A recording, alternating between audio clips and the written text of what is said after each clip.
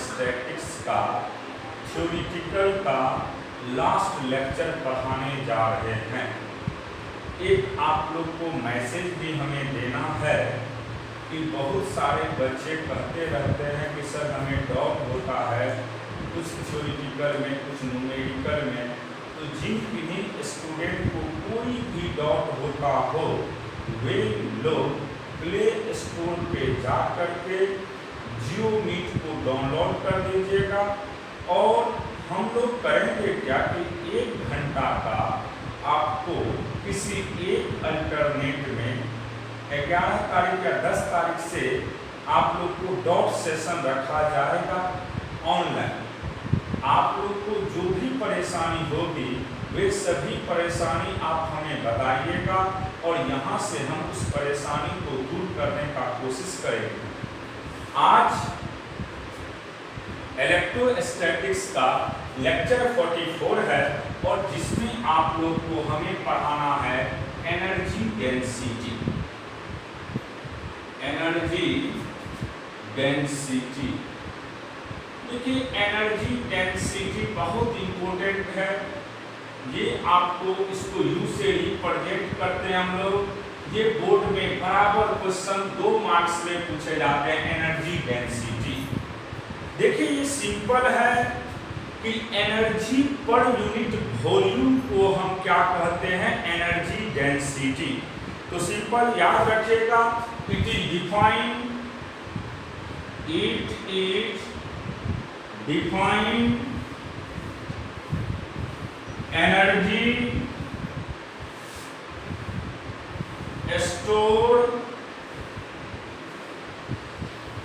stored per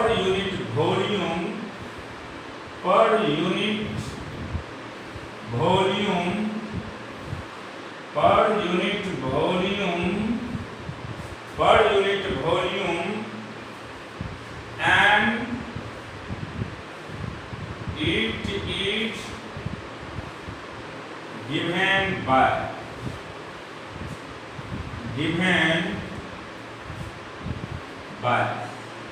देखिए बाबू, हम बात कर रहे हैं एनर्जी डेंसिटी का।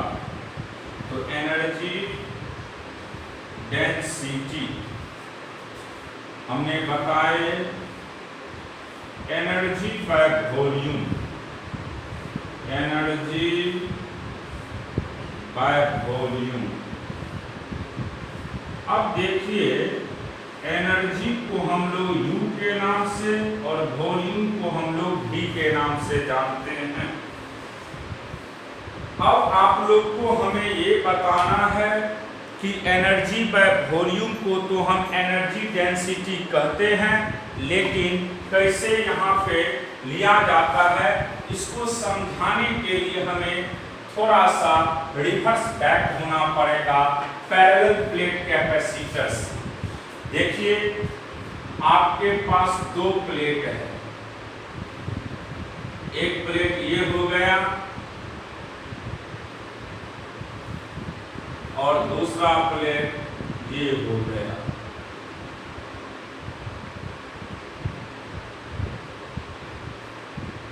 अब इस प्लेट का नाम हम लोग 1 देते हैं और इस प्लेट का नाम हम लोग 2 देते हैं। इस पे प्लस चार्ज लेते हैं और इस पे हम माइनस चार्ज लेते हैं। बीच का सेपरेशन B लेते हैं और इसका एरिया A लेते हैं।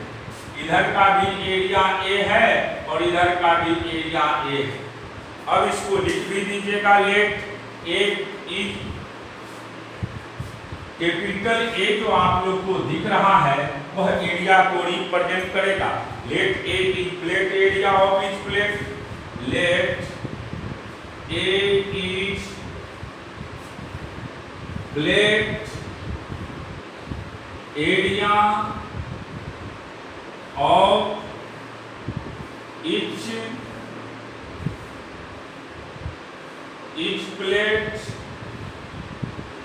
प्लेट। ए प्लेट एरिया है इस प्लेट का and D is the separation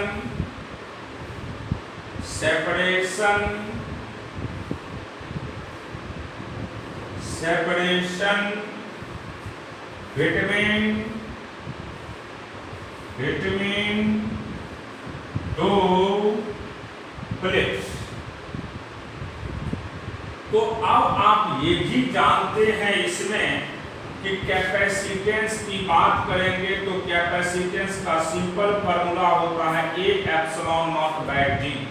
parallel plate capacitor में कैपेसिटेंस का सिंपल फार्मूला हमने रटा चुके हैं, क्या होता है हमेशा A epsilon naught by D। अब हम बात कर रहे हैं एनर्जी डेंसिटी का, तो U बाय V करिएगा energy density, energy per unit volume, V volume हो गया।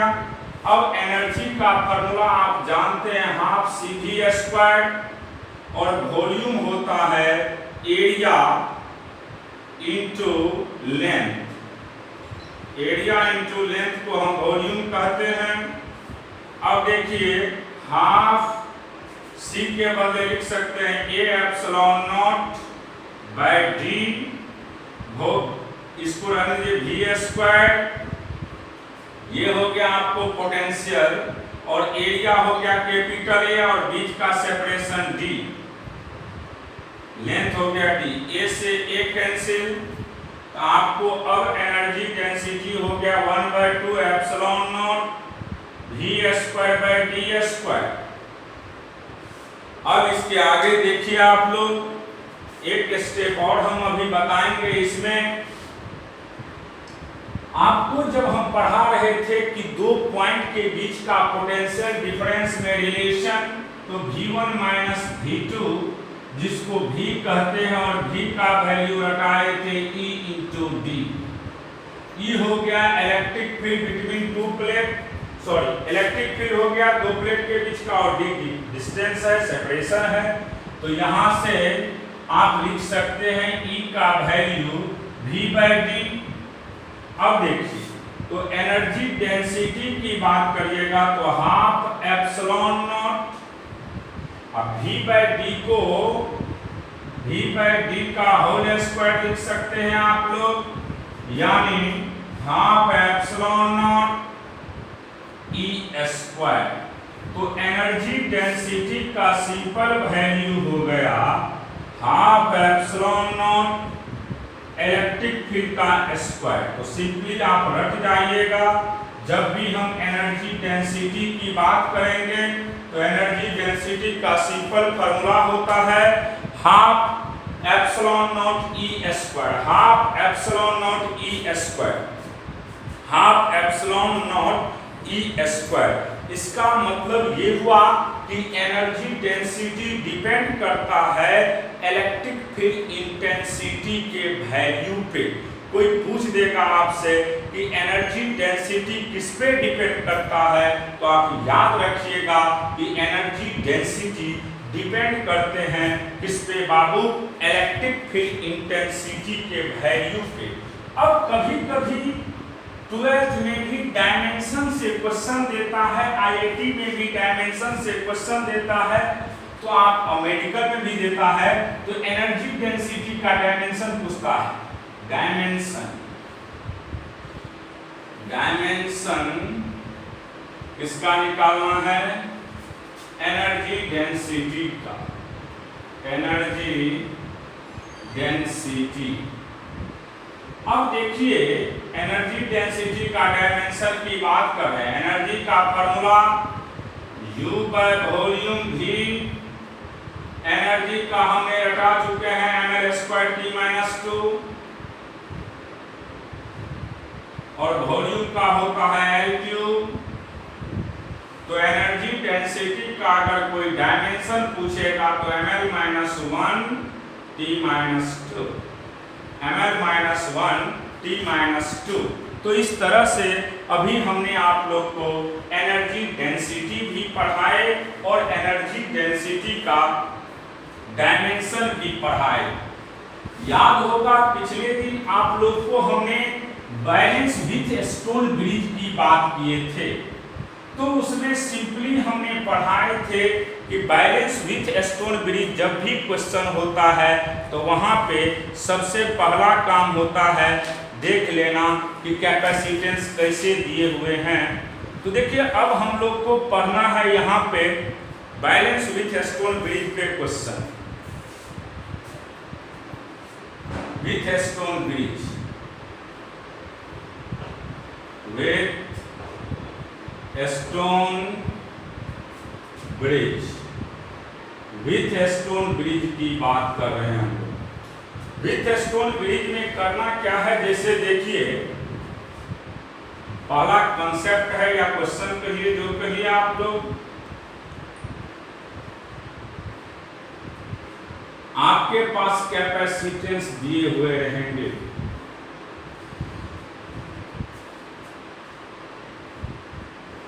ये है कैपेसिटेंस,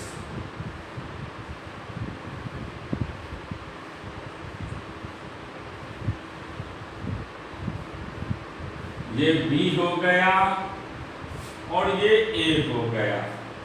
उसके बाद इधर आपको 1 माइक्रोफैराड है, इधर 3 माइक्रोफैराड है, 1 और इधर 2 माइक्रोफैराड है और ये 6 माइक्रोफैराड, और बीच में भी एक कैपेसिटर है जिसका वैल्यू आपको मान लीजिए दिया हुआ है 4 माइक्रोफैराड। तो आपसे पूछा जा रहा है फाइंड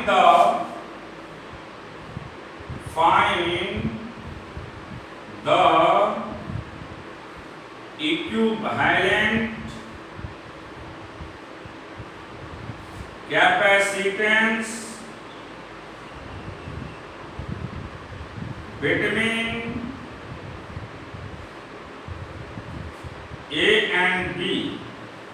आपको फाइंड करना है इक्विवेलेंट कैपेसिटेंस किसके किसके बीच में, A और B के बीच में। जब भी ऐसा क्वेश्चन हो तो यहाँ पे नहीं पता चलता है कि कौन सीरीज में है और कौन पैरेलल है। अगर काश ये 4 माइक्रोफैराड का कैपेसिटर नहीं होता तब हमें समझ में आ जाता कि ये सीरीज में है या पैरेलल है। तो देखिए इसको आपको किसी तरीका से हटाने का कोशिश करना है। वैसे आप जानते भी हैं, लेकिन मान लीजिए हम इसको नाम x देते हैं और इसका नाम हम y दे देते हैं अभी फिलहाल। अगर x और y दोनों का एक ही पोटेंशियल हो जाए तो क्या ये कैपेसिटर 4 माइक्रोफैराड का क्या यहाँ एग्जिस्ट करेंगे? कभी नहीं करेगा, क्योंकि हमने पढ़ा चुके हैं कि सेम पोटेंशियल के बीच में कभी भी कोई भी कैपेसिटर एग्जिस्ट नहीं करते हैं। इसका मतलब है कि x और y अगर सेम हो जाएगा तो ये कभी भी एग्जिस्ट नहीं करेगा। देखिए ये A है, इधर B ले लीजिएगा आप लोग, यहाँ पे x दीजिएगा और इधर आप लोग y लीजिएगा। A और x के बीच में 1 माइक्रोफैराड, A और x के बीच में 1 माइक्रोफैराड लिख दिए। फिर उसके बाद x और b के बीच में 3 माइक्रोफैराड, x और b के बीच में 3 माइक्रोफैराड। उसके बाद a और y के बीच में 2 माइक्रोफैराड, a और y के बीच में 2 माइक्रोफैराड। फिर उसके बाद y और b के बीच में 6 माइक्रोफैराड दिखा दिए। उसके बाद आपको ये x और y के बीच में दिया हुआ है 4 माइक्रोफैराड। अब आपने पढ़ा है कि अगर इसका यानी C1 नाम दे देते हैं अपने मन से, C1 इसका नाम C1 इसका नाम दिए हैं, C2, उसके बाद आपको C1 C2 हो गया, C3 C4,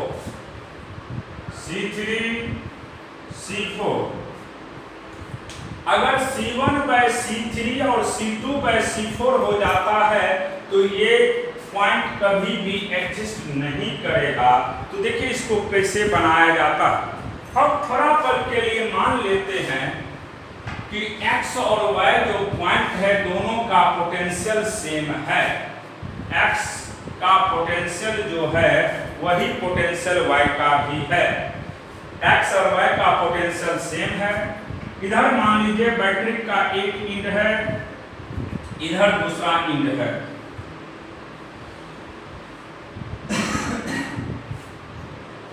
तो इसके पोटेंशियल को 0 कर दीजिए, इसको भी कर दीजिए। प्रूव कर रहे हैं आप लोग को समझाने के लिए। पोटेंशियल ऑफ x बराबर पोटेंशियल ऑफ y, यानी x और y हम मान के चल रहे हैं कि दोनों सेम पॉइंट है। x और y का पॉइंट क्या है बाबू? सेम है। तो देखिए यहां से मान लीजिए चार्ज Q1 गया तो इधर Q1 Q गया तो इधर Q1 जाएगा मान लीजिए, इधर Q2 जा रहा है। तो यहां से हम मान के चल रहे हैं, लेट एजम्पशन किए हैं कि पोटेंशियल ऑफ x बराबर पोटेंशियल ऑफ y। अब देखिए यहां से आप लोग को समझना होगा potential of a minus potential of x, potential of a minus x बराबर, या इसके पोटेंशियल को भी दिए हैं तो v माइनस x बराबर Q1/C1। फिर इसी तरीका से v माइनस x बराबर Q2/C3। अगेन x माइनस 0 बराबर Q1/C2 और x माइनस 0 बराबर Q2/C4। अब देखिए यहाँ पे ये फर्स्ट और ये सेकेंड, ये थर्ड और ये फोर्थ सेम है, यानी हम लिख सकते हैं फर्स्ट बराबर सेकेंड। फर्स्ट बराबर जब सेकेंड लिखिएगा तो Q1/C1 बराबर Q2/C3, यानी Q1/Q2 का वैल्यू हो गया C1/C3। एक ये हो गया कॉन्सेप्ट। फिर इसी तरीका से थर्ड बराबर फोर्थ करिएगा तो Q1/C2 बराबर Q2/C4। तो यहाँ से आपको निकल जाएगा वैल्यू Q1/Q2 बराबर C2/C4। अब देखिए ध्यान से, इसमें भी Q1, इसमें भी Q1, इसमें Q2 C1 C2। तो आप लिख सकते हैं यहाँ से, क्या लिख सकते हैं इसको? आप लिख सकते हैं यहाँ से इजीली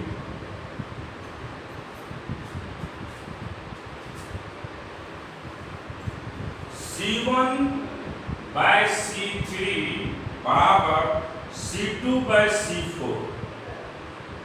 इसका मतलब ये हुआ कि ये दोनों का रेशियो बराबर इस दोनों का रेशियो सेम हो जाएगा तो ये एग्जिस्ट नहीं करेगा। तो 1/2 और 3/6 तो 1/2, तो ये एग्जिस्ट नहीं करेगा। अब ये दोनों में चार्ज सेम है, Q1 है, ये दोनों में चार्ज सेम है, तो ये दोनों सीरीज एक दूसरे के साथ पैरेलल। तो जब सीरीज होगा तो आप जानते हैं ये दोनों सीरीज में होगा। ये पॉइंट A है और ये पॉइंट B है। फिर उसके बाद अब देखिए हम ये दोनों को सीरीज में निकालेंगे। तो सीरीज में आप जानते हैं इसका वैल्यू C इक्विवेलेंट का वैल्यू 1 × 3 अपॉन 1 + 3, तो 3/4 इसका वैल्यू ये दोनों सीरीज में तो 2 × 6 बाय 2 + 6 12/8, तो ये हो जाएगा 4/3। तो आपको ये हो गया 3/4 माइक्रोफैराड और ये हो गया आपको 4/3 माइक्रोफैराड, और ये दोनों हो गया पैरेलल। तो CAB की बात करिएगा 3/4 + 4/3, LCM हो जाएगा इसमें 12। अब इसका वैल्यू निकाल लीजिएगा आप लोग, तो ये कितना होगा 9 16, यानी हो गया ये आपको 25/12। तो इसको कैलकुलेट करिएगा तो 2.0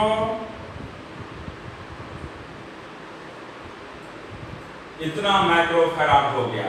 तो सिंपल याद रखिएगा कि जब भी हम आपको बैलेंस विथ स्टोन की बात करते हैं तो ऊपर नीचे जस्ट आमने सामने, यानी C1/C3 = C2/C4, C1/C3 = C2/C4 होगा तो ब्रिज निश्चित बैलेंस होगा, और जब बैलेंस होगा तो दो आपका सीरीज में होगा, ये दोनों सीरीज में एक दूसरे के साथ तब क्या हो जाएगा पैरेलल। तो इस तरह का क्वेश्चन अगर आपको देता है तो आप इजीली बना सकते हैं। फिर देखिए इसी पे और हम क्वेश्चन देने जा रहे हैं अभी बैलेंस विथ स्टोन ब्रिज पे, कि कैसे क्वेश्चन को बनाना है हमें दिखा रहे हैं यहाँ पे। बड़ा अच्छा कंसेप्चुअल क्वेश्चन यहाँ से पूछे जाते हैं। देखिए बैलेंस विथ स्टोन ब्रिज पे एक और क्वेश्चन अभी हम दे रहे हैं आप लोग को। Find the equivalent capacitance of the circuit. Question है find the equivalent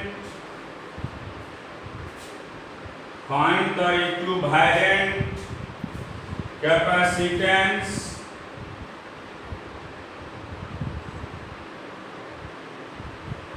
of the circuit shown figure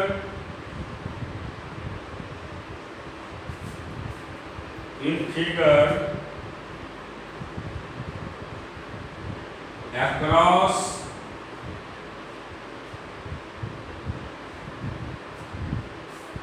point A and B, across point A and B, across point A and B। देखिए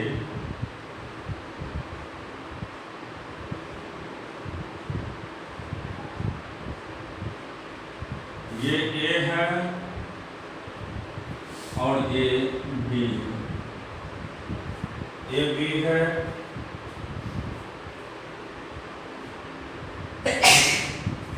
ये 4 माइक्रोफैराड, 5 माइक्रोफैराड, 3 माइक्रोफैराड दिया हुआ है। उसके बाद यहाँ से सीधा कैपेसिटर लेके चल जाइए, और ये आपके पास 2 माइक्रोफैराड है। उसके बाद यहाँ से इधर लेके चल जाइए, तो ये आपके पास दिया हुआ है 6 माइक्रोफैराड। अभी ये नहीं पता चल रहा है कि ये series balance with stone bridge है या नहीं है, हमको कुछ भी पता नहीं चल रहा। हमें ये पता है ऊपर नीचे इधर वाला भी अगर सेम हो जाएगा तो निश्चित बैलेंस विथ स्टोन ब्रिज होगा, लेकिन यहाँ पता नहीं चल रहा है कि कौन यहाँ पे सीरीज होगा या कौन पैरेलल होगा। तो मान लीजिए बाबू इस पॉइंट का नाम हम अपने मन से C दे देते हैं और इस पॉइंट का नाम B देते हैं। ये हमने एजम्पशन किए हैं, मान लिए हैं लेट, यहाँ पे भी लेट लिख देते हैं। क्योंकि इसको सबसे पहले आपको सिंप्लीफाई करना होगा कि कौन सीरीज में है और कौन पैरेलल में। ए दीजिएगा इधर, इधर नाम डी दीजिए, ऊपर में नाम सी दीजिएगा तो नीचे का नाम डी दीजिएगा। 4 पॉइंट दे दीजिए। ए और डी के बीच में आपको 4 माइक्रोफैराड तो दिखा दीजिएगा आप लोग। 4 माइक्रोफैराड, 4 माइक्रोफैराड। उसके बाद ए और सी के बीच में 2 माइक्रोफैराड तो दिखा देना है कि ये 2 माइक्रोफैराड है। 2 माइक्रोफैराड। उसके बाद सी और बी के बीच में 3 माइक्रोफैराड, 3 माइक्रोफैराड। उसके बाद बी और डी के बीच में 6 माइक्रोफैराड,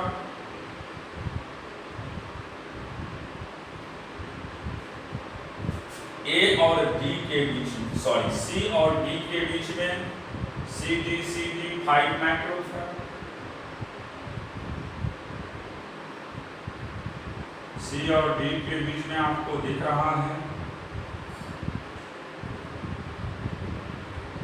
5 माइक्रोफैराड।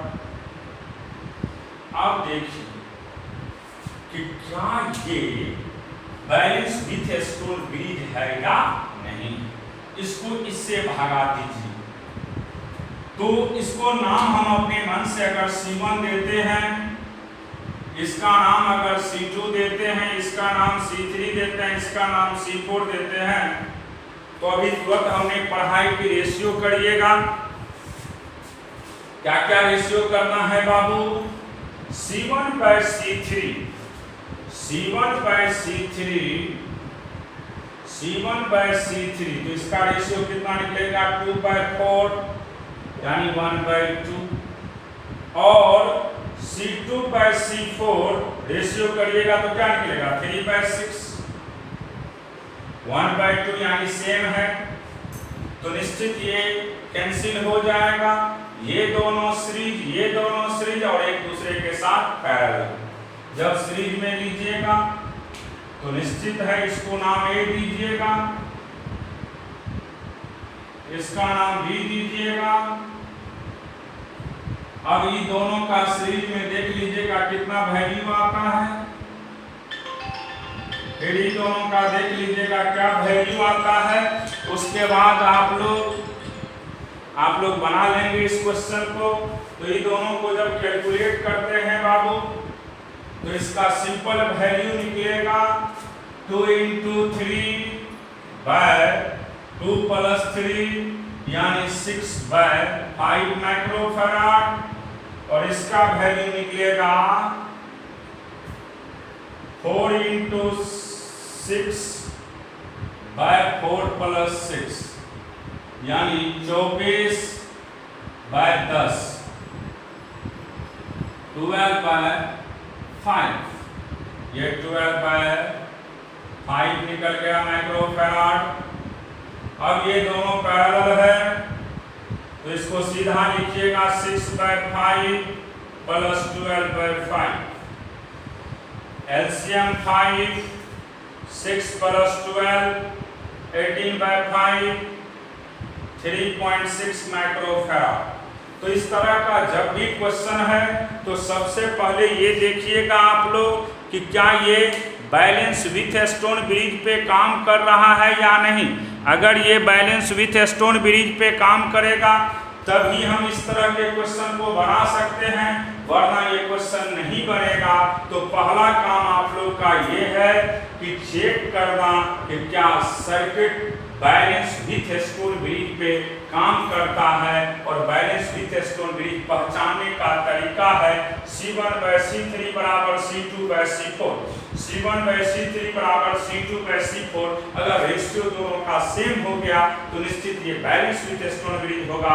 और यहाँ पे आप इक्विवेलेंट कैपेसिटेंस का वैल्यू आराम से निकाल सकते हैं। तो आज हम यहीं तक आप लोग को क्लास लेंगे, अगले क्लास में इसके आगे बताएंगे। आज तक के लिए आप लोग यहीं पढ़ करके जो बोले हैं वो काम करिएगा।